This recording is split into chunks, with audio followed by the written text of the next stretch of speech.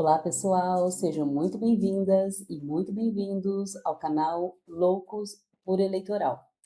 Vamos dar continuidade às nossas aulas sobre propaganda eleitoral. Hoje nós vamos falar a respeito de material impresso. Nós sabemos que o material impresso continua sendo o coração da propaganda eleitoral realizada nas ruas, aquele famoso santinho. Mas você sabe o que mudou para as eleições de 2026? Hoje nós vamos analisar o artigo 21 da Resolução TSE número 23.610 de 2019, que ganhou atualizações importantíssimas pela Resolução TSE número 23.755 de 2026. E olha, ele é muito importante porque quem ignorar o que está posto lá no artigo 21 pode responder por propaganda vedada e até abuso de poder econômico. E nós vamos descomplicar tudo isso aqui em 3 pontos fundamentais.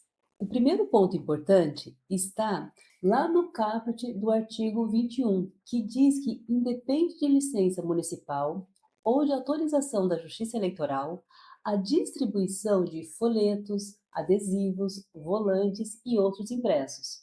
Ou seja, o poder público, a prefeitura, não pode proibir a pessoa candidata de entregar panfletos na rua.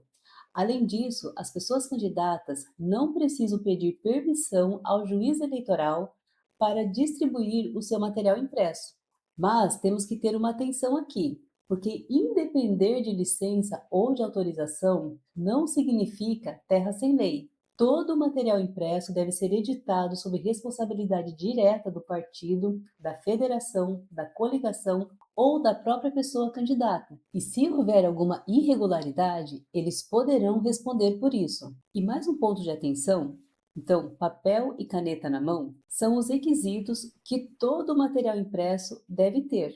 O primeiro deles é que deve haver a identificação de quem confeccionou.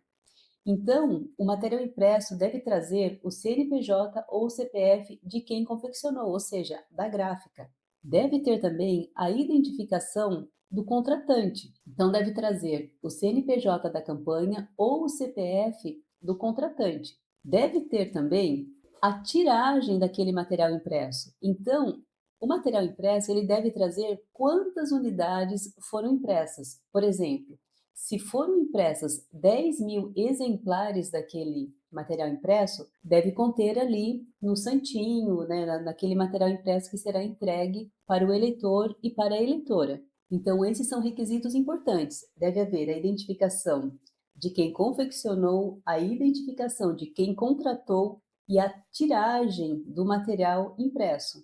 E se faltar qualquer um desses requisitos, o material ele será considerado irregular e a pessoa candidata pode ser punida com multa e, a depender da gravidade e do volume, né, da quantidade do material impresso distribuído, isso pode ser configurado como abuso de poder econômico, inclusive colocando o mandato em risco se essa pessoa for eleita. É claro, né, gente, que para cada uma dessas punições deve haver a ação respectiva, a ação correta.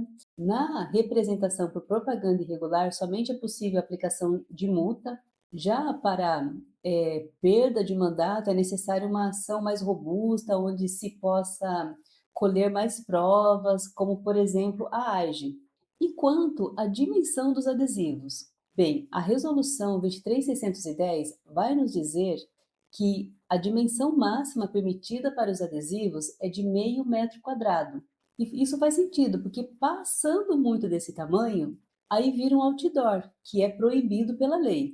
E agora, uma novidade introduzida à Resolução 23.610 de 2019 pela Resolução 23.755 de 2026, que é a necessidade de a propaganda impressa das pessoas candidatas a cargos majoritários, que vamos lembrar são os cargos de presidente, governador, prefeito e senador, devem ter a inclusão do sistema Braille. Então, a partir de agora, a distribuição de folhetos ou volantes na campanha majoritária impõe a oferta desse material em sistema Braille. Mas aí vocês podem me perguntar, mas Alessandra, a campanha vai ter que confeccionar todos os santinhos em Braille? Não, gente, a lei fala em proporção escalonada. Essa impressão vai seguir exatamente o percentual de pessoas com deficiência visual registradas no cadastro eleitoral da circunscrição. E aí, mais uma vez, vamos nos lembrar aqui: a circunscrição para o cargo de presidente é o país, o Brasil todo, para os cargos de governador e senador é o estado, e para o cargo de prefeito é o município. E de onde a campanha tira esse número para calcular a tiragem em braille? Do próprio Tribunal Superior Eleitoral. O TSE vai publicar na internet até o dia 20 de julho o percentual exato que cada localidade deverá cumprir.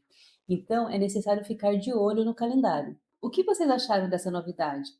Eu amei essa novidade porque ela é uma medida inclusiva às pessoas com deficiência visual, que também têm o direito de participar das eleições de forma plena. Resumindo tudo que nós vimos até aqui, o artigo 21 da Resolução TSE número 23.610 de 2019 determina que a distribuição de material impresso é livre, ou seja, independe de licença, mas existem regras a serem seguidas, que é a identificação de quem confeccionou o material, ou seja, da gráfica, de quem mandou confeccionar. Também deve haver a indicação da quantidade confeccionada, ou seja, a tiragem. Os adesivos devem observar ao tamanho máximo, que é o de meio metro quadrado. E agora a novidade para as eleições majoritárias, de que uma proporção desse material impresso confeccionado deve ter o sistema Braille para aquelas pessoas com deficiência visual. E é isso, gente. Eu espero que vocês tenham gostado dessa aula. Se gostaram, deixe seu like, compartilhe com seus amigos e se inscreve no canal. Beijos, até a próxima aula.